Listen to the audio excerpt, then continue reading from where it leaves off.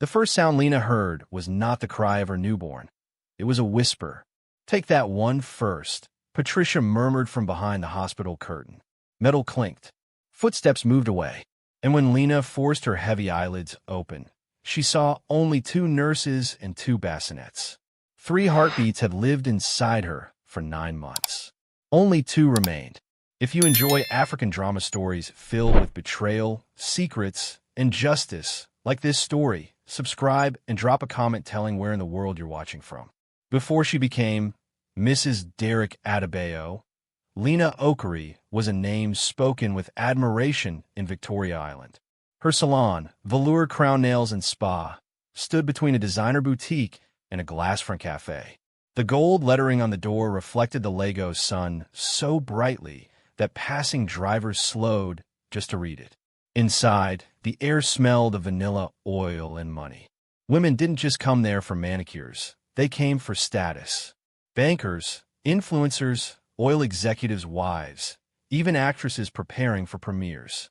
Lena specialized in luxury nail architecture, Swarovski crystal sculpting, gold foil layering, hand-painted ochre patterns so precise they looked printed. A full set cost more than some people's monthly rent, and yet her waiting list stayed full. She employed 9 staff members, paid salaries on time, provided lunch. By 28, Lena owned her car, her apartment in Lekki Phase 1, and had savings she never discussed openly, because in Lagos, silence about money was safer than announcing it. Her friends joked she would never marry, not because she was unkind, but because she was complete. Then Derek came. He entered her salon on a Saturday afternoon, wearing a Navy senator outfit and confidence that belonged to men raised to believe doors opened for them automatically. Men rarely entered Velour Crown. When they did, it was to pay for someone else's service. But Derek sat. "I need an appointment," he said. "For who?" Lena asked without looking up from a client's nails. "For myself." That got her attention. He didn't want polish. He wanted grooming, buffing, shaping, hand treatment. Throughout the service, he watched her work instead of his phone. Not in a creepy way, in a calculating way. "You run this place yourself?" "Yes." "You must be very strong-headed." She smiled slightly. "Successful, actually." He laughed, genuinely impressed. Derek returned the next week. Then the week after. Soon he wasn't coming for treatments. He came with coffee, with lunch, with stories about his job in a logistics firm his family partly owned. He spoke gently, listened carefully, and never once told her to calm down during debates. That alone impressed her. He admired her ambition, or so she believed. When Derek proposed 8 months later, Patricia Adebayo embraced Lena like a long-lost daughter. "My son has chosen a hard-working woman," she told relatives during the introduction ceremony. "A wife who understands discipline." Lena glowed under approval she didn't realize she wanted. After the wedding, the conversations began, subtle at first. Patricia would visit and watch Lena answer business calls late into the evening. "You work too hard," she said gently. "Marriage needs presence." Derek added, "You won't always have to struggle like before. We are family now." Lena laughed. "I'm not struggling." "You don't understand," Patricia insisted. "A home is delicate. A wife's energy must be inside it." Weeks passed. Then one evening Derek arrived home earlier than usual and found Lena reviewing inventory spreadsheets on her laptop. He closed it. "You don't need this anymore." She frowned. "Need what?" "All this stress. Customers shouting. Workers stealing. Traffic every morning." "I enjoy it." "You enjoyed it because you were alone," he said calmly. "Now you have me." She tried to brush it off, but the pressure grew more organized. Patricia began sending her articles about modern wives neglecting their homes. Church women praised stay-at-home mothers during sermons Derek insisted they attend. Relatives joked she'd soon retire from hustling. Even her late arrival's home became an issue. "You smell like chemicals," Derek said one night. That environment is not for a married woman. Lena started noticing something else. He never celebrated her income, only her potential obedience. 3 months in a marriage, Derek presented it gently over dinner. "I've been thinking about our future." "Okay, I want peace in my home." She waited. "You'll close the salon." Her fork stopped midair. You're joking. I've already calculated. My salary is enough. My business earns more than your salary. That's not the point. Then what is? He held her gaze steadily. Respect. She laughed. Not from humor, but disbelief. My work disrespects you. My wife greeting strangers all day, sitting with different women gossiping about husbands, coming home exhausted. That's not the kind of home I envisioned. And you didn't say this before marriage? I assumed you'd naturally prioritize your husband. The conversation lasted hours. It ended in silence. For the first time, she slept facing the edge of the bed. The final push. Patricia arrived the next morning carrying a pot of soup. I heard you two argued. Derek had already told her. Marriage requires sacrifice, Patricia said softly while serving food. I was a teacher before marrying Derek's father. I left it. Today, my children respect me. Lena felt cornered inside politeness. What if I don't want to leave my work? She asked carefully. Patricia smiled in a way that didn't reach her eyes. Then you will always remain a visitor in your own marriage. That sentence settled heavily. Over the next week, Derek withdrew warmth. Conversation shortened. Touch disappeared. The house felt rented, not shared. Finally, he spoke again. If you choose the salon, you choose a life separate from mine. The choice was never presented as force. It was presented as love's test. The day she closed the door, Lena stood in velour crown after closing hours, staring at the empty chairs. 9 employees watched her. I'm taking a break from operations, she said, voice steady. The manager will handle appointments. Her assistant gasped. Madam, are you traveling? She paused. Yes, she said. Into marriage. They hugged her, some crying. Customers sent messages asking if she was relocating abroad. She handed over access to accounts, except one private savings account she kept undisclosed. A habit of self-preservation she didn't yet know would save her sanity. That night, Derek smiled fully for the first time in weeks. I'm proud of you. She expected relief. Instead, she felt smaller. The change began gradually. First, Derek suggested combining finances. Transparency strengthens trust. She agreed. Then he insisted on handling bills. It's stressful for you. Next, her debit card stopped working. Oh, he said casually, I moved funds to an investment account. Tell me what you need, and I'll transfer. It sounded reasonable, until she asked for money to buy hair products. How much? 30,000 naira. He hesitated. For hair. She blinked. She once spent triple that without discussion. Still, she laughed. Yes. He sent 20. Small reductions became routine. Groceries required explanation. Transport required approval. Even airtime purchases triggered questions. What are you calling people for all day? Her independence didn't vanish instantly. It was rationed away. 2 months later, nausea began. The test confirmed it. She was pregnant. Derek hugged her tightly. Patricia danced across the living room, praising God loudly enough for neighbors to hear. For a brief moment, warmth returned. Then medical expenses appeared. Her first hospital visit cost more than Derek expected. This clinic is too expensive, he said. It's standard care. We'll find cheaper. But cheaper never came. Her second appointment date arrived. Can you send me money for checkup tomorrow? She asked. Next week, he replied. I have commitments. It's important. You worry too much. Women have been giving birth for centuries. She used her private savings to pay. When he discovered it, his expression hardened. You still have secret money? It's mine. You're hiding funds from your husband? I'm protecting my health. He didn't argue. He simply stopped transferring her personal allowance entirely. Control tightens. Her world shrank to the house. Friends stopped visiting. Derek disliked outside influence. She stopped buying maternity vitamins regularly. Sometimes Patricia inspected receipts. Money disappears quickly during pregnancy, she warned. Learn contentment. By the 6th month, Lena calculated every meal portion so she wouldn't ask Derek for extra food money before month end. One evening she said quietly, I need skin tests. The doctor insisted. Derek didn't look up from television. Is the baby not already inside you? Her voice trembled. Complications happen. Faith prevents complications. He sent nothing. She lay awake that night, realizing something frightening. Marriage had not made her dependent. She had been made dependent. And the man who once admired her strength now functioned best when she had none. She placed her hand on her stomach and whispered to the child she hoped was listening, "I'm still here." But she no longer recognized the woman saying it. By the 7th month, Lena understood the rhythm of deprivation. Ask little, eat less, speak carefully. But survival sharpens observation. One humid afternoon, while waiting for her turn at a public clinic, Derek insisted she switch to a crowded government facility where plastic chairs were cracked and women fanned themselves with folded papers. Lena overheard 2 pregnant women arguing about registration forms. "You must apply before delivery," one said. "Triplets qualify automatically. Monthly support until they are 1 year old." The nurse at the desk confirmed it impatiently when Lena asked.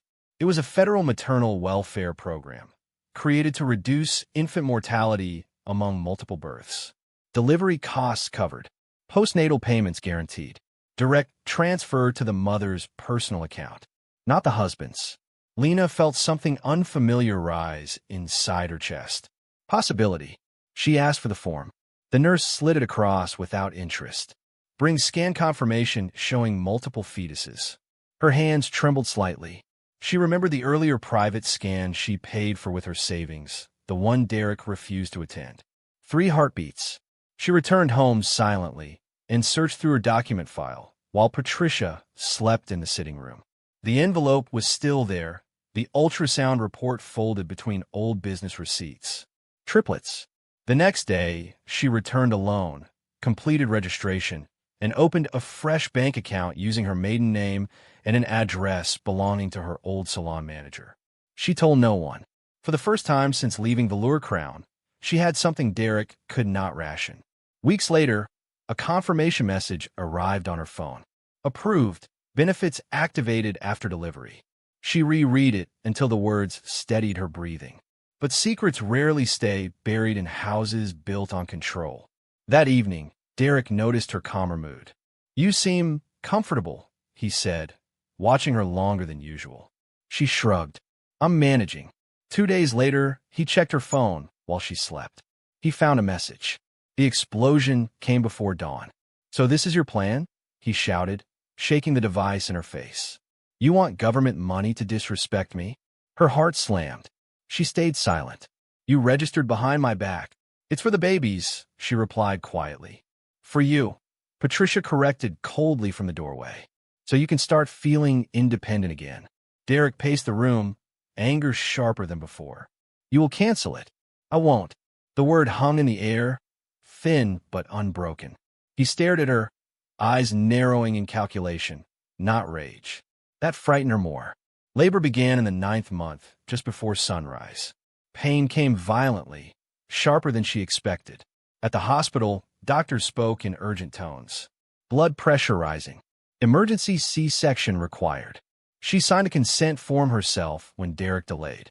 The operating lights were blinding white. The last thing she heard before anesthesia deepened was a doctor saying, "We must move quickly. 3 babies." Then darkness. When she woke, her body felt hollow, her throat dry, arms weak. 2 bassinets stood beside her bed. 2. She tried to sit up. Pain stabbed across her abdomen. A nurse approached. "You delivered healthy twin boys." Her mind struggled to catch up. "No, 3. The nurse avoided her eyes. "The 3rd didn't survive." "Where's the baby?" Lena whispered. "The hospital handled it." Derek stood near the window, unusually quiet. Patricia sat beside him, expression solemn but dry-eyed. "I want to see my child," Lena said, voice breaking. Patricia's tone was firm. "You shouldn't disturb your recovery." "No," Lena insisted weakly. "I need to see."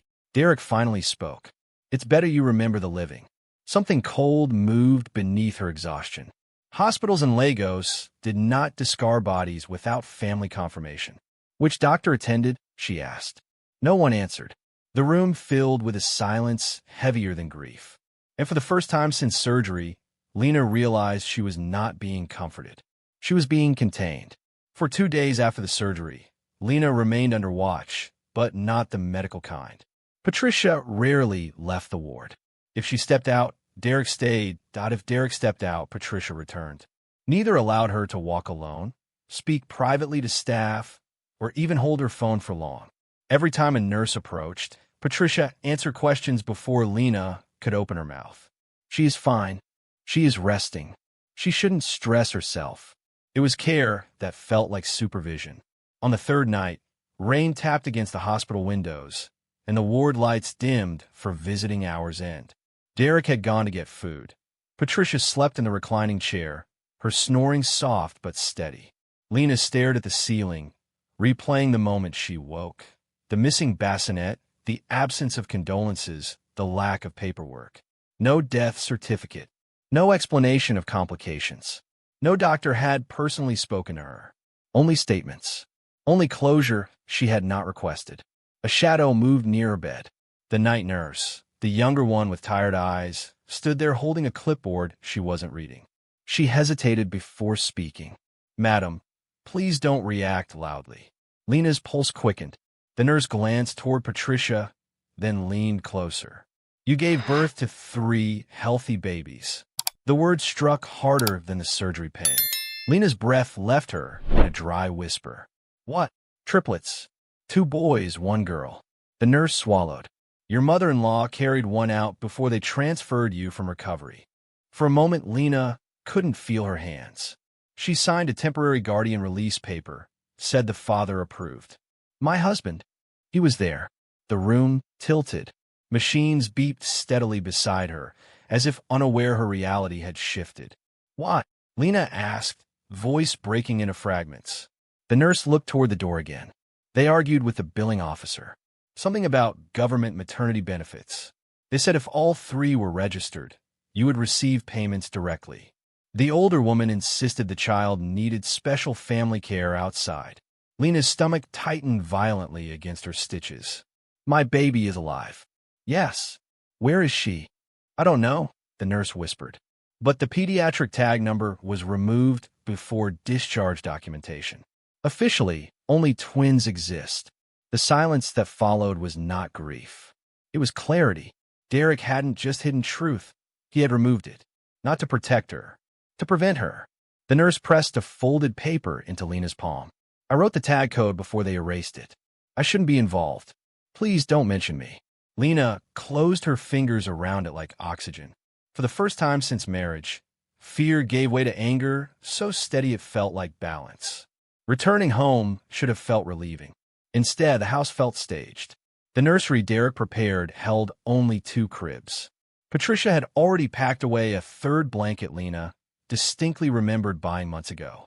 "No need to keep painful reminders," she said smoothly. Painful for whom? Lena wondered. Recovery forced her into quiet observation.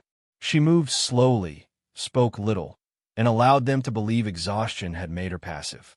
But every night she unfolded the small paper with a hospital tag number and stared at it. Her daughter existed somewhere beyond those walls. She began searching Derek's study while he worked late. He had always kept documents meticulously, labeled folders, locked drawers, digital backups. But control breeds habits, and habits create blind spots. The key to his lower cabinet stayed above the doorframe, hidden in plain sight. Inside were files she expected, company papers, utility bills, insurance. Then she noticed a separate envelope stack bound by rubber band, all addressed to her. Not one opened.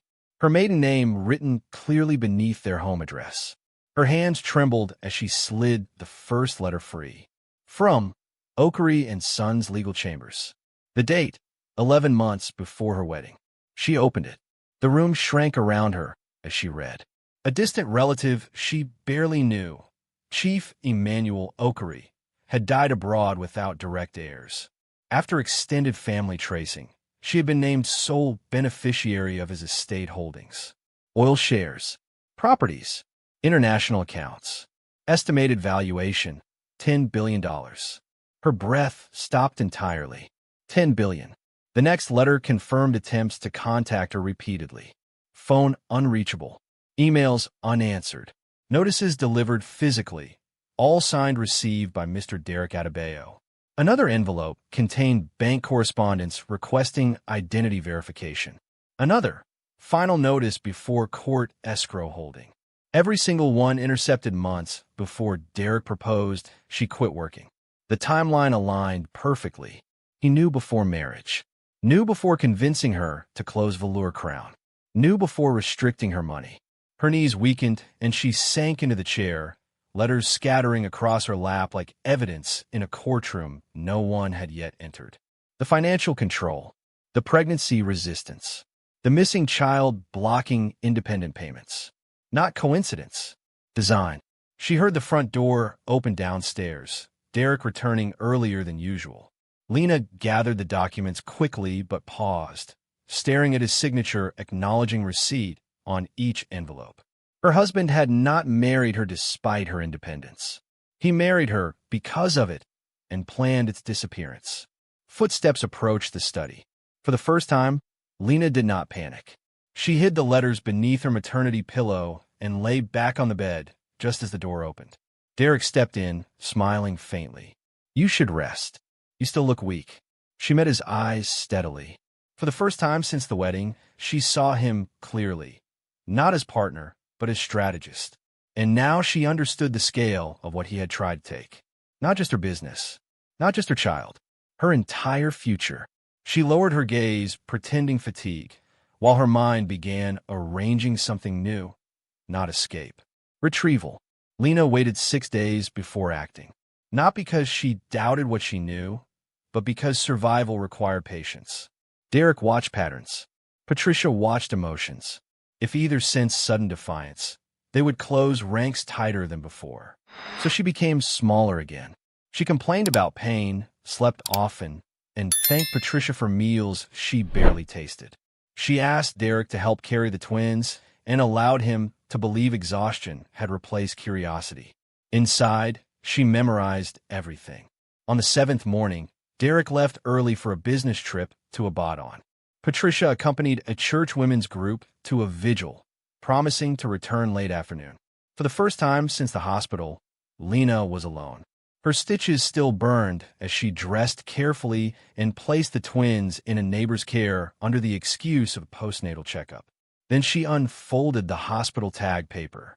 Ward code N3/pediatric transfer, private guardian release. She returned to the hospital. The maternity desk clerk barely looked up. "We already discharged you." "I need neonatal records," Lena said calmly, sliding the code across. The clerk frowned. "This number isn't active. Check archive transfers." Annoyed, the woman called another staff member, an older records officer who studied the code longer than expected. He glanced at Lena. "Wait here." Minutes stretched into nearly an hour before he returned with lowered voice. This child was signed out to a private pediatric residence in Surulere. No official adoption, temporary medical custody. He hesitated. Payment was made in cash. Her throat tightened. Address. He slid a scrap paper across the desk without another word. The building looked ordinary. A pale bungalow behind a metal gate, bougainvillea growing along the fence, children's clothes drying on a line. No signboard. No clinic name. A woman in her 50s opened the door, cautious eyes scanning Lena's pale face and healing posture. "Yes." Lena held out the hospital tag. "My daughter is here." The woman's expression changed. Not surprise, but resignation. "They told me the mother abandoned her." "My name is Lena Okari-Adebayo," she said steadily. "I never signed anything." Silence passed between them before the woman stepped aside. Inside, the air smelled of baby powder and detergent. 3 cribs stood near the wall. In the far corner, a tiny infant slept wrapped in a yellow cloth patterned with small suns. Lena recognized it instantly. She had chosen that fabric herself months ago at Balagan Market. Her legs weakened as she approached. The baby stirred, stretching fragile fingers into open air. A small birthmark curved beneath her ear, the same shape Lena's grandmother carried. No document could deny this child. Lena lifted her gently, tears falling onto the cloth. "My daughter," she whispered. The caretaker spoke quietly. The older woman said the mother was mentally unstable after surgery, that the baby needed distance for safety. They paid for 6 months in advance. Lena closed her eyes briefly. Patricia had not hidden the child randomly. She had erased her legally. Did they give a name? Adiz. Lena held her tighter. Her name is Amara. She did not argue further. She did not shout. She simply requested written confirmation of who delivered the baby and who paid. The caretaker, sensing truth in Lena's calm rather than hysteria, agreed. Before leaving, Lena took a photo, the first proof beyond memory. She now had evidence of existence. Next, she needed proof of intention. Lena contacted a lawyer 2 days later using the number from the inheritance letters. She did not introduce herself as a wife. She introduced herself as a client whose property and child had been concealed. The meeting took place in a quiet office in Akoi. Barrister Chikwudi listened without interruption as Lena laid out everything. The forced resignation, financial deprivation, intercepted inheritance, hospital deception, and the hidden baby. He asked only one question when she finished. Do you want reconciliation or justice? Her answer came immediately. Justice. The legal process moved faster than she expected once documentation surfaced. The law firm obtained hospital CCTV showing Patricia leaving the neonatal ward carrying a covered infant accompanied by Derek signing release papers. Bank records traced cash payment to the Surleer caretaker. Courier logs confirmed Derek received every inheritance notice. Financial statements revealed he blocked her access to joint funds after learning about the estate. Within 3 weeks, divorce and criminal petitions were filed simultaneously. Derek learned about it when officers arrived at his office requesting presence at a civil hearing. He came home furious. "What have you done?" he demanded, waving court documents. Lena sat calmly feeding the twins. "I corrected records. You involved police in family matters? You removed my child from my body without consent." Patricia stepped forward. "We protected this home." "You protected control," Lena replied quietly. Derek laughed bitterly. "You think money will save you? Court cases take years." She slid a photo across the table, Amara wrapped in a yellow cloth. His smile vanished. "The court already has more than pictures," she said. "It has signatures." For the first time since she met him, Derek had no immediate response. Not anger, not persuasion, only calculation failing in real time. The house felt different that evening, not tense, but ending. And Lena understood something deeply. She had not started a fight. She had ended captivity, but the consequences had only begun. Court proceedings began under public attention faster than Derek expected. His confidence relied on delay, on exhaustion, intimidation, and the quiet pressure that often dissolved domestic complaints before they reached judgment. But the case Lena filed was not framed as a marital disagreement. It was structured as criminal conspiracy, kidnapping, fraudulent concealment of inheritance, economic abuse, each supported by documentation. The courtroom in Lagos Island filled early the morning of the first full hearing. Reporters had caught wind of the estate value attached to the name Okari, and curiosity drew observers even before arguments began. Derek arrived in a dark suit, posture rigid, attempting composure. Patricia followed, dressed in church white, clutching a Bible she never opened. Lena entered last, not dramatically, not defiantly, simply steady. Her lawyer walked beside her carrying files thicker than Derek anticipated. The judge reviewed the preliminary evidence, silently, for several minutes before speaking. "Counsel, proceed." Barrister Chikwudi began with hospital footage. The screen displayed Patricia exiting the neonatal ward carrying a covered infant. Derek followed behind her, signing a document.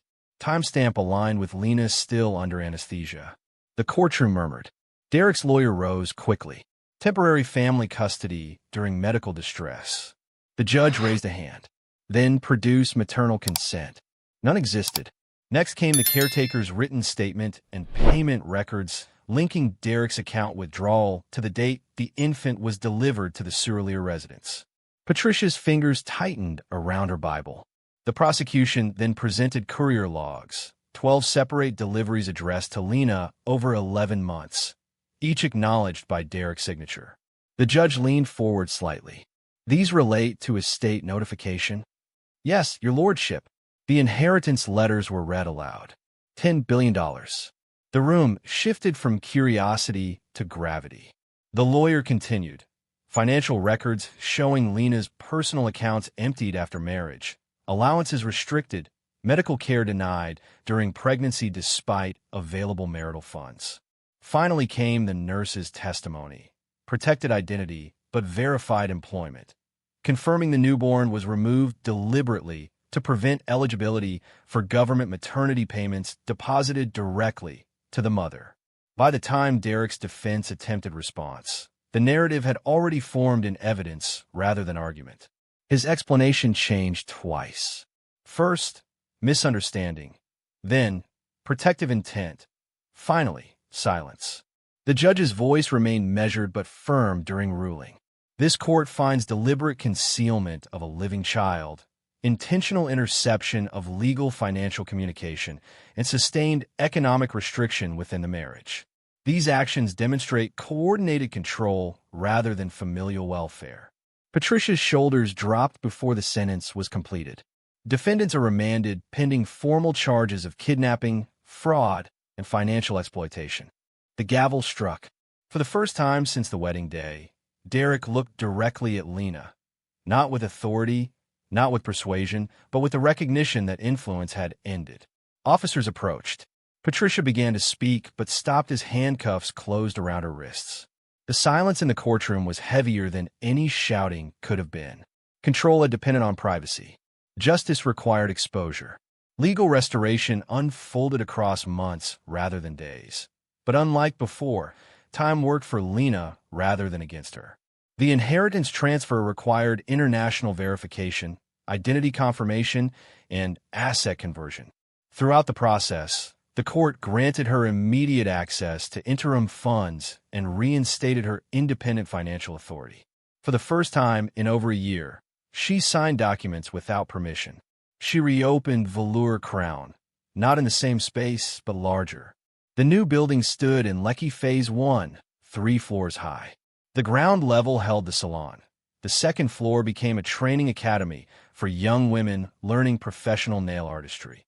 The top floor housed administrative offices managing expanding branches. She did not announce it loudly. Customers simply discovered the doors open again. Many recognized her immediately. None asked questions she didn't answer. Her twins grew strong quickly, energetic, curious boys who filled the house with constant movement. But it was Amara who changed the rhythm of Lena's life most profoundly.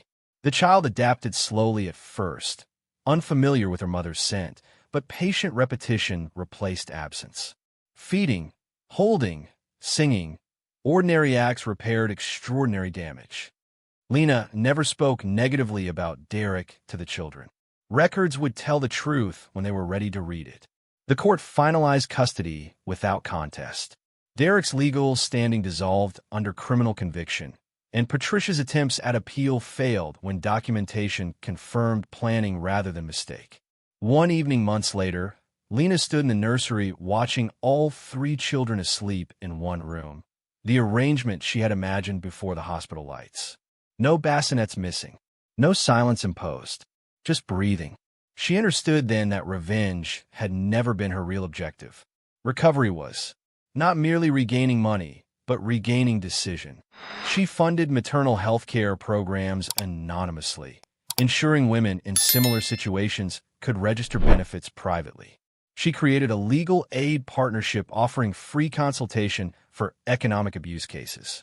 Not publicly advertised, but available to those searching. Her name became associated with success again, but now success meant autonomy, not appearance.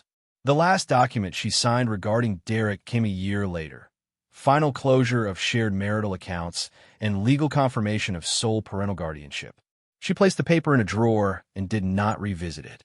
Some endings required acknowledgement, not remembrance. That night, she locked the house, turned off the lights, and walked through rooms she owned, not by inheritance alone, but by survival. In the quiet, 3 children slept safely under one roof. And for the first time since the whisper in the hospital ward, nothing had been taken from her. Nothing remained hidden. Nothing remained controlled. Her life had not been rebuilt. It had been returned.